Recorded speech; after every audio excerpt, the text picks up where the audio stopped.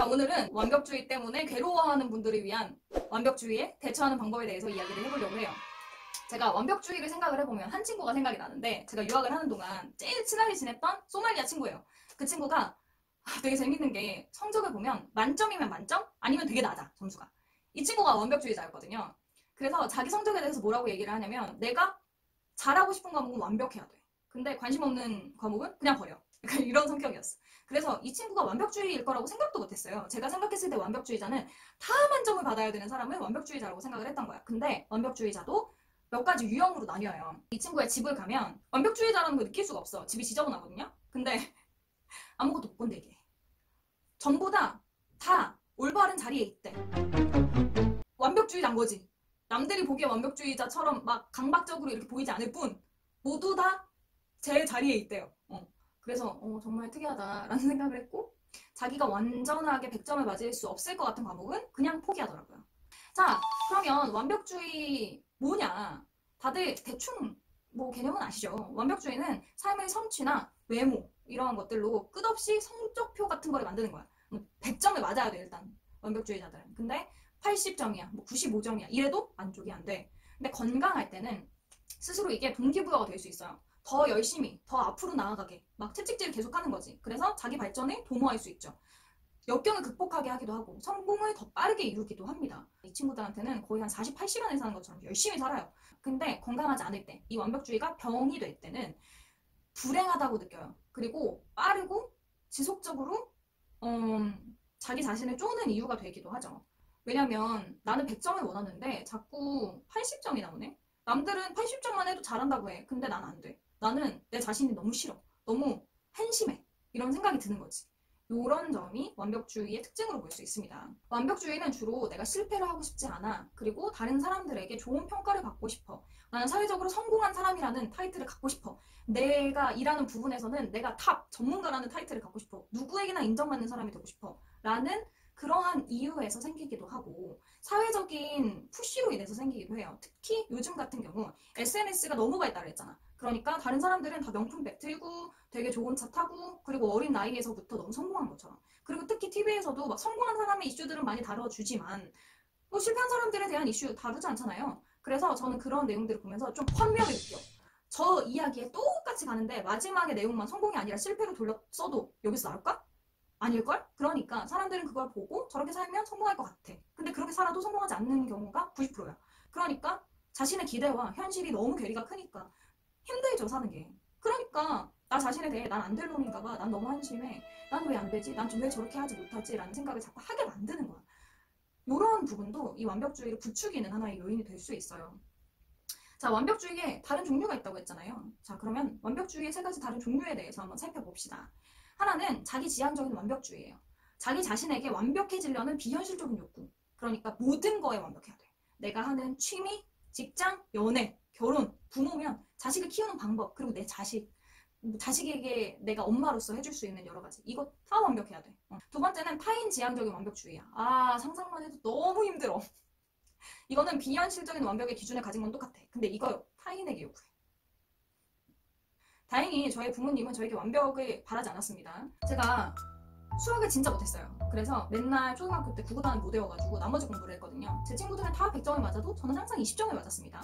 그래서 도시락을 2개를 싸가야 돼. 나머지 공부 때문에. 뭐 저를 나머지 공부를 시켜준 선생님도 너무나 힘들었겠지, 지금 생각을 해보면. 근데 나머지 공부를 한다고 해서 저희 엄마가 너는 왜 이렇게 못하냐, 왜 나머지 다른 애들은 다 100점 맞는데 너만 20점이냐 이런 얘기를 안 하시고, 제가 20점을 맞아가면 잘했어. 그리고 저도 그거에 대해 크게 부끄럽게 생각하지 않았나 봐요. 그때 부모님에게 가서 엄마 이제 도시락 2개 싸야 돼. 일주일 동안 나머지 공부해야 되거든. 약간 이런 식으로 굉장히 당당하게 이야기를 했었다고 합니다. 저희 가족은 완벽주의와 거리가 멀다. 근데 자기 자식에게 완벽주의를 요구하는 부모님들이 계시죠. 그러면 너무 힘들어. 난 상상만 해도 너무 힘들 것 같아. 여러분들 중에서도 분명 있을 거예요. 지금 완벽주의를 가지신 분들이 부모님의 영향이 있을 수 있어. 그것도 한번 생각을 해보시면 좋겠어요. 세 번째, 사회적으로 규정된 완벽주의. 이거는 다른 사람들로부터 완벽에 대한 비현실적인 기대를 인식하는 거야. 눈은 이렇게 커야 돼. 그리고 이렇게 턱은 갸름하고 얼굴은 조그마고, 그리고 몸무게는 키는 한 165면 몸무게가 한 47kg여야 되고 막 이래. 이런 사회적인 기대. 아니면 내가 대학을 여기를 나왔으면 적어도 이 정도 직장은 가져야지 라는 사회적 기대. 이러한 기대를 충족하고자 하는 강박적 마음. 이게 바로 사회적으로 규정된 완벽주의라고 볼 수 있습니다. 이 세 가지 전부 다 상상만 해도 너무 힘들죠. 그리고 지금 이거를 들으시면서 나는 이러한 완벽주의자라고 생각하실 수 있을 거예요. 그리고 그게 나에게 얼마나 지대한 영향을 주고 있는지, 나를 얼마나 피곤하게 만들고 있는지도 다시 한번 생각나실 거예요. 이 얘기를 들으면.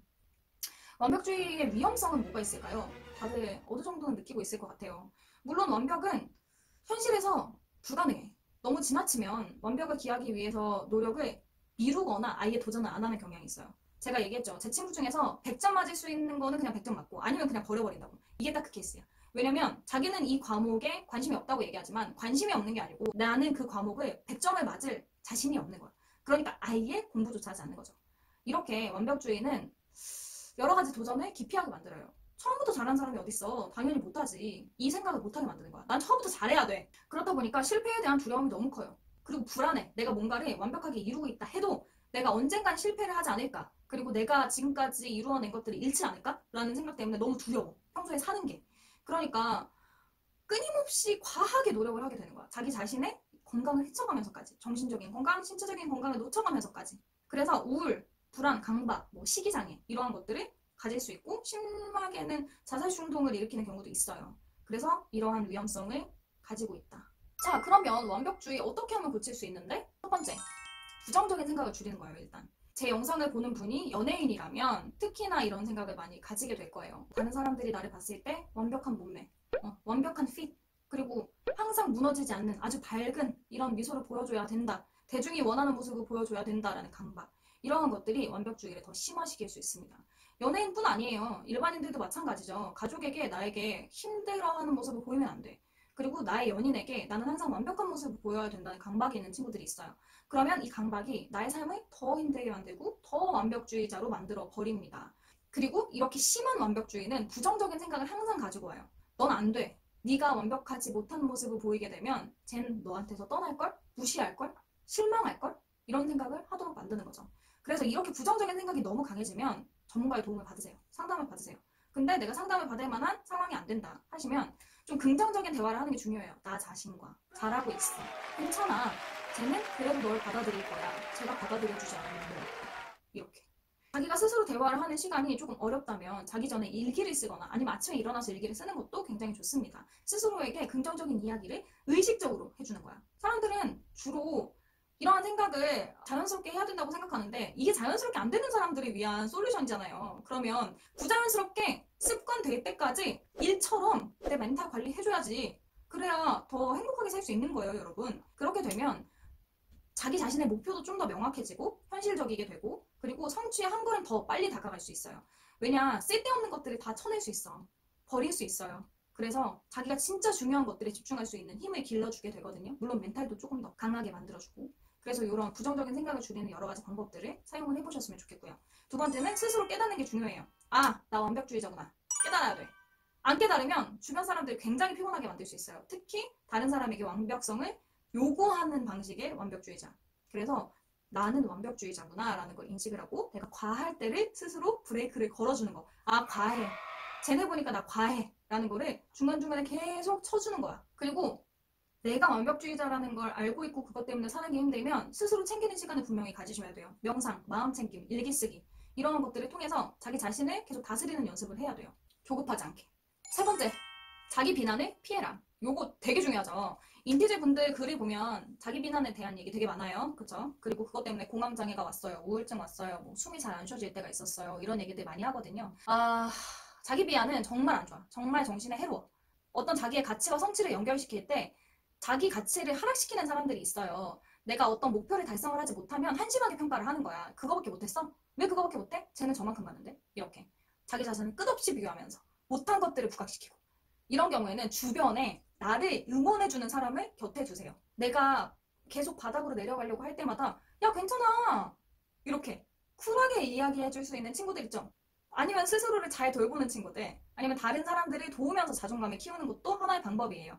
그래서 완벽주의 갖고 있는 분들은 봉사하는 것도 추천을 합니다. 그러니까 어떤 사람이든 상관없어. 나의 도움을 기쁘게 받아줄 수 있는 사람들, 그 사람들에게 나의 재능을 기부하면서 나의 능력을 계속해서 이제 발휘할 수 있는 그런 경험들을 하면 자기 자존감이 높아지거든요. 그럼 내가 실수를 해도 조금 참고 넘어가 줄 수 있어요. 그런 경험들을 계속 쌓아가는 거 중요합니다.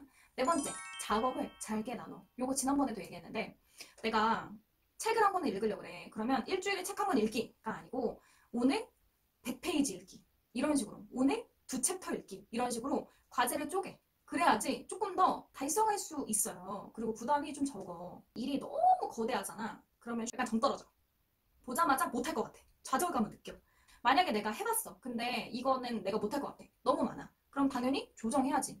그거 못한다고 해서 루저 아니야. 자기 페이스에 맞춰서 매일매일의 업무를 좀 조정을 하는 게 중요합니다. 자, 마지막, 실수로부터 배워라. 사람들은 어떤 일을 하다 보면 실수를 하게 돼요. 근데 이 실수를 만회하는 경험을 하잖아. 그러면 회복 탄력성이라는 게 생겨. 회복 탄력성은 스프링 같은 거야. 운동선수로 치면 내가 이번에 금메달을 따야 되는데 갑자기 중간에 실수를 해버렸네? 그래서 메달 하나도 못 땄어. 그랬을 때 아, 나 루저야 같아 이렇게 얘기하지 말고 내가 이번 시합에서는 이기지 못했어. 근데 세상 끝난 거 아니야. 내가 이 시합에서 얻은 게 뭔지를 생각하는 거예요. 그리고 이런 질문을 던지고 대답을 얻는 과정이 내 인생에 너무 중요하다. 나에게는 그 어떤 것보다 중요한 레슨이다 라는 거를 스스로 계속 되뇌이는 거야. 실패도 성공도 내 인생의 다 한 파트야. 그래서 나를 구성하는 데에 되게 중요한 경험들이 쌓이는 거예요. 그러니까 내가 실패하는 걸 너무 두려워하지 마. 그것 역시도 여러분들을 더 멋지게 만들어줄 거야. 오케이? 자, 오늘은 완벽주의에 대해서 한번 살펴봤어요. 완벽주의가 거의 없는 제가 완벽주의에 대해서 이야기를 하는 게 조금 공감이 어려울 수도 있어요. 그러니까 여러분들이 나 완벽주의 이런 게 있었는데 이렇게 극복했어 라는 식의 댓글을 달아주셔서 저의 부족한 영상을 좀 채워주셨으면 좋겠습니다. 그리고 저는 학문적으로 완벽주의에 대해 이해하고 종류도 나눠보고 그리고 여러 가지 심리학자들이 제안하는 방법들로 솔루션을 제시해드렸어요. 그래서 저의 영상이 완벽주의로 고생하고 힘들어하시는 분들이 좀 도움을 받았으면 좋겠습니다. 그리고 저도 여러분들에게 구독과 좋아요로 도움을 받았으면 좋겠어요. 너무 뻔뻔했어. 오케이. 자, 오늘 영상은 여기까지. 궁금한 점 있으시면 댓글 그리고 DM 보내주세요. 다음 영상에서 만나요. 안녕.